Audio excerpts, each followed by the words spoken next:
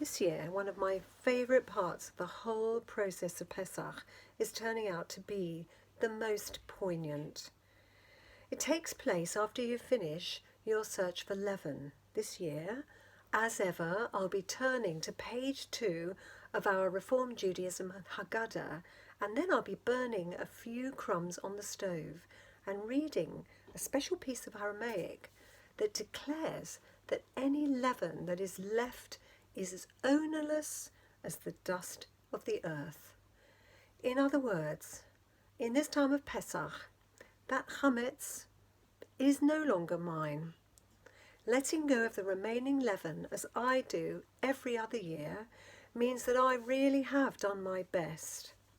Like every other year, I'm sure that there probably is somewhere left behind.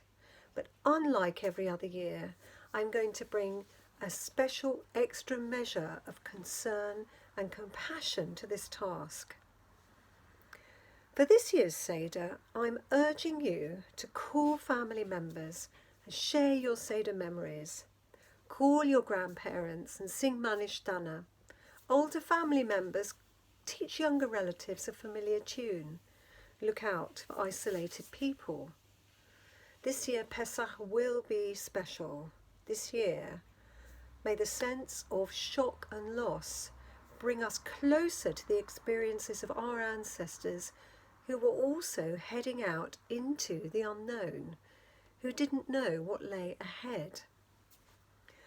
Remember that the real value of the seder, in all of its maddening complexity, is actually very simple.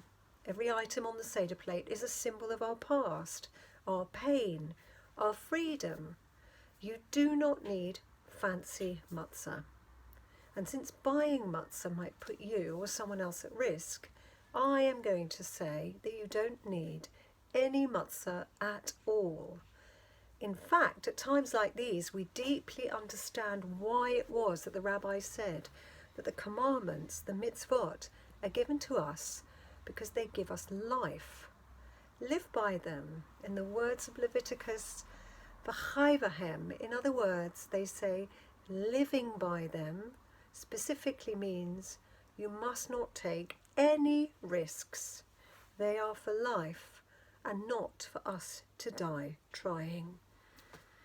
I'm writing this to you and saying this to you in haste with Pesach less than a week away, so I don't yet have advice for you about what you should use instead if you can't have matzah. Remember that the ultimate value of everything on the seder plate is how each symbol makes us feel. They are metaphors. Perhaps you will have an empty matzah plate as a symbol of our loss this year. Perhaps you and your children will bake matzah for Pesach, as our ancestors did, finding out in the process they weren't actually, in those days, eating uniform, crunchy squares out of a box. Perhaps you'll find another symbol of poverty, another lachma anya, or bread of affliction. Our ancestors were often hungry, and for many people across the world, there is a lot of hunger ahead this year. And for the other items on your seder plate, here's what I suggest. The egg in salt water is a symbol of the temple sacrifice. It's about spring, new beginnings, and the salt water represents our tears. An egg is also the basis of the meal of consolation offered to mourners when they return from the funeral.